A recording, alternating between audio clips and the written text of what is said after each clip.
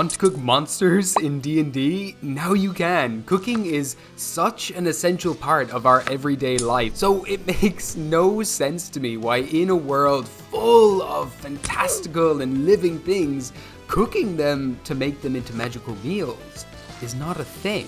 And so I've designed a mechanic to allow you to cook a meal every long rest using parts of monsters you've defeated that day. Depending on the type of creature you cook, you'll gain all sorts of different benefits. Assign a head chef and 2 sous chefs to assist them in some survival checks, and the better you roll, the better the buffs provided by this meal will be. Go check out the free PDF document over on my Patreon and subscribe so you don't miss out on more crafting mechanics for D&D. So let's dive straight in and learn how this system works so that you can start making some terrifyingly delicious meals for your dungeon dwelling party members. 何これ? スライムの内臓の干物。 So, as I mentioned, a meal can be prepped during any long rest, so as long as you have the ingredients for it, you can make one. One player is assigned the head chef and can have up to 2 other players assist them. These assisting sous chefs each give the head chef a +2 bonus to their survival check, so long as the sous chefs succeed in theirs first. The head chef themselves will be designing the main meal of the day, choosing one monster part from the party's inventory as the center focus of this meal. More on gathering ingredients later, but as for the sous chefs, they can either add in additional ingredients if they desire, adding in additional buffs to the meal, or they can simply try to keep pace with the head chef and be there for moral support and, assistance here and there. If a sous chef fails their survival check, the meal isn't ruined, but their contributions go to waste. No, it's not about all! It's not about that! What really matters here is the head chef and if they succeed. So long as the head chef meets the DC of the meal, everyone gets to eat well. But to cook, you're gonna need ingredients. And that doesn't mean simply ingredients like pasta, eggs, or onions. No, for some magical meals, you're gonna need to cook some fantastical monsters. After combat, each player can harvest 1 monster material from any creature that was killed during that battle. These ingredients stay fresh for up to a week unless preserved, in which you'll have to make a successful survival check to preserve the food that you found.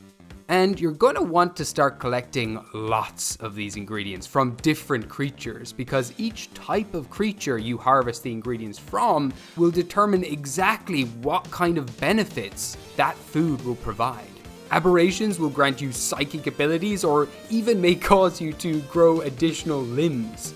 Constructs will toughen your skin, giving you a variety of different resistances or even increase your armor class if you prepare it well. And dragons will give you a bunch of minor draconic traits, all based around the dragon you've slain and eaten.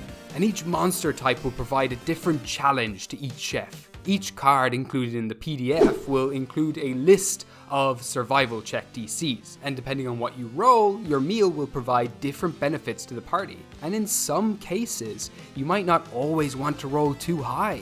There might be a specific benefit that you might want to extract for tomorrow's adventure, and you can only get that if you butcher the meal slightly, char the meat, overcook the vegetables, and add way too much salt. And the results may not be as tasty, but you might get this very particular bonus that you're looking for. And mechanically, you can do this with the option of subtracting your survival bonus from your rolls if you're proficient in that skill. So depending on how you perform, a dragon steak prepped one day might taste completely different the next. And this is where a lot of fun can be had in the roleplay side of meal prep. Work with your DM to design fun and interesting meals, both based on your roles, but also what your sous chefs are bringing to the table. As I mentioned, they can also add additional monster parts to the cooking pot and create something completely outrageous. Now maybe the dragon steak is coated in a yellow ochre gravy and everything has been prepared over the fire of an elemental's heart.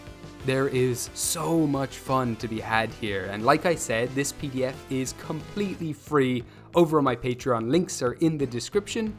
No need to be a member or anything like that, it's just all there.